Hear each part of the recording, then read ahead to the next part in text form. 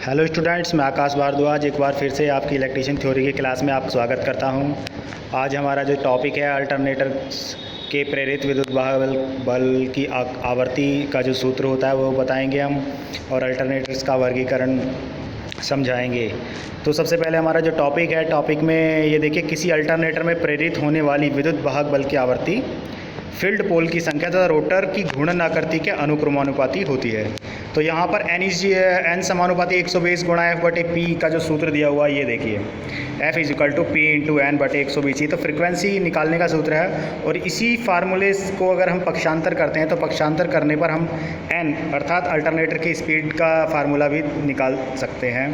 तो हो जाएगा 120 गुणा एफ बटे पी, जहाँ पर एफ इज इक्वल टू है विद्युत वाहक बल की आवर्ती, और P इज इक्वल टू है पोलों की संख्या, और N इज इक्वल टू है रोटर की स्पीड RPM में।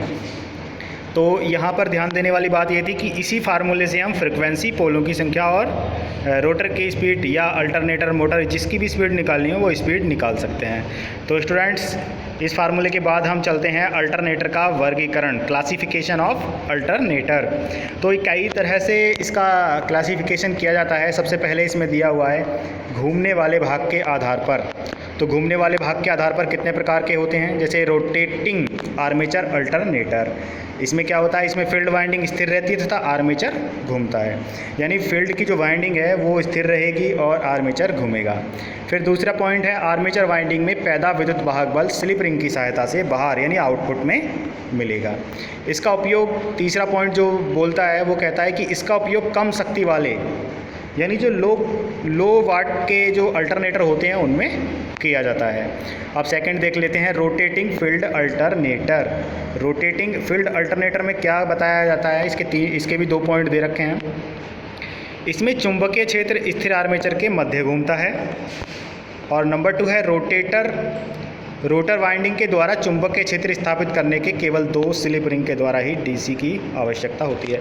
अर्थात इसके जो रोटर में जो स्लिप रिंग के माध्यम से जो डीसी दी जाती है एक्साइटर के माध्यम से, वो 2 ही स्लिप रिंग्स के माध्यम से दी जाती है। अब हम बात कर लेते हैं रोटेटिंग फील्ड प्रयोग करने के लाभ की। रोटेटिंग फील्ड प्रयोग करने का क्या लाभ मिल सकता है हमें अल्टरनेटर में। तो इसके लिए केवल 2 स्लिप रिंग की आवश्यकता होती है। पहला बेनिफिट तो यही है कि स्लिप रिंगों की संख्या सीमित है, और दूसरा बेनिफिट ये मिल जाता है कि स्टेटर में अधिक चालक स्थापित किए जा सकते हैं तथा आर्मेचर वाइंडिंग टूटने का खतरा नहीं होता। फिर नंबर 3 पॉइंट पे आ जाते हैं। तो आर्मेचर पर स्लाइडिंग युक्ति नहीं होने के कारण स्पार्किंग नहीं होती है, और मशीन की जो एफिशिएंसी है वो काफ़ी बढ़ जाती है। और चौथा पॉइंट हम ये बता सकते हैं कि रोटर हल्का होने के कारण उसको अधिक गति से घुमा सकते हैं, तो उसकी स्पीड इम्प्रूवमेंट रहेगी। अब अलग टाइप से हम बात कर लेते हैं। तो ये है फेज की संख्या के आधार पर अल्टरनेटर का वर्गीकरण। तो ये अल्टरनेटर आकार में छोटे होते हैं। इनमें एक तार फेज के रूप में होता है तथा एक तार न्यूट्रल के रूप में होता है, अर्थात सिंगल फेज अल्टरनेटर की बात उसने की है। यह अल्टरनेटर 650 वोल्ट तक ही कार्य करते हैं। ये जनरली जो इसका क्लासिफिकेशन है वो 650 वोल्ट तक ही दिया गया है।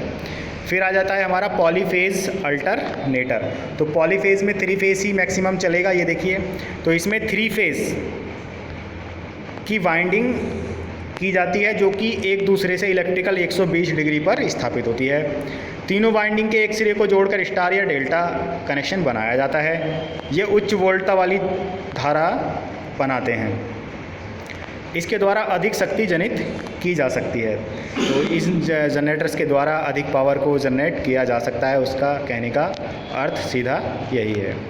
अब बात आ जाती है, देखिए नेक्स्ट जो टॉपिक इसमें दिखाई दे रहा है वो पिच फैक्टर और कॉइल स्पैन फैक्टर के बारे में बात कर रहा है। उसने समझाने के लिए हमें वाइंडिंग्स, जो स्टेटर की वाइंडिंग्स के हैं वो पोल दिखा रखे हैं। ये अब इसमें देखिए होता क्या है कि यह किसी आर्मेचर कॉइल के दोनों पार्श्वों में उत्पन्न विद्युत वाहक बलों के वेक्टर योग तथा उनके गणितीय योग का अनुपात होता है, पिच गुणांक या कॉइल स्पैन फैक्टर। तो इसके बारे में यहाँ पर जो इसका सिंबल जो होता है या जिससे इसको डिनोट किया जाता है वो केपी है।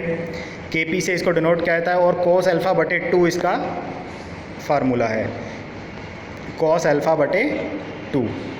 जहाँ पर अल्फ़ा का जो मान होता है, अल्फ़ा जो मान है, इसमें जो डायग्राम दे रखा है, अल्फ़ा एक कॉइल के दो पार्श्वों के बीच फेस अंतर होता है।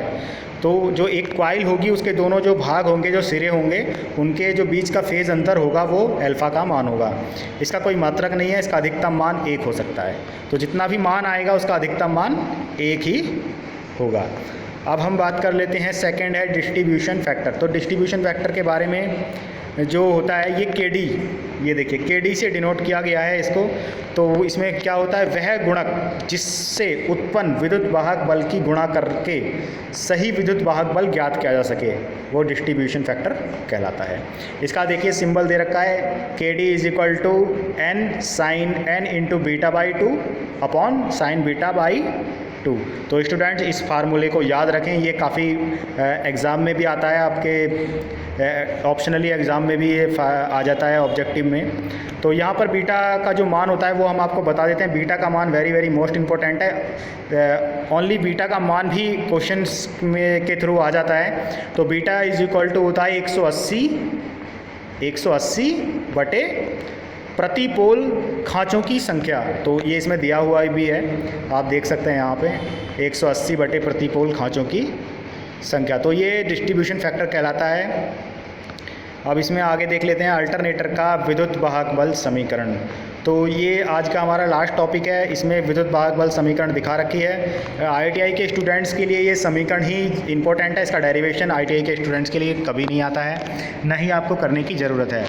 और यदि कोई डिप्लोमा में स्टूडेंट जाना चाहता है तो उसके लिए अलग से वीडियो हमने बना रखी है, वो वहाँ पर देखे। और इसमें अभी हम बता देते हैं कि ERMS जो वैल्यू होती है, हमारी विद्युत की वैल्यू है, वो 2.225 into F into Z into KP into KD volts में।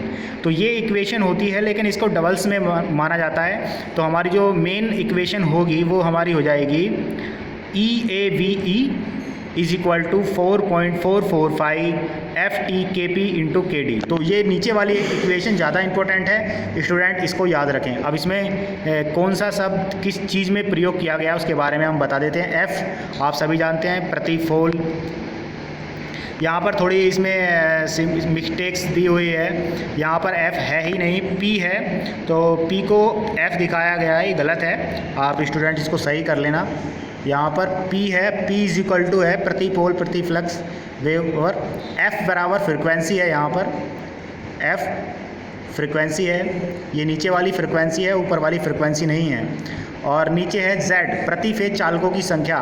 फिर T है, T क्या है इसमें, प्रति कॉइल टर्न की संख्या। और KP तो अभी हमने पढ़ाई है, पिच फैक्टर। और KD हमारा हो गया डिस्ट्रीब्यूशन वेक्टर। तो स्टूडेंट्स अगर इस टॉपिक में आपको कुछ समझ में नहीं आया हो तो आप हमें से कमेंट बॉक्स में कमेंट करके पूछ सकते हैं। धन्यवाद।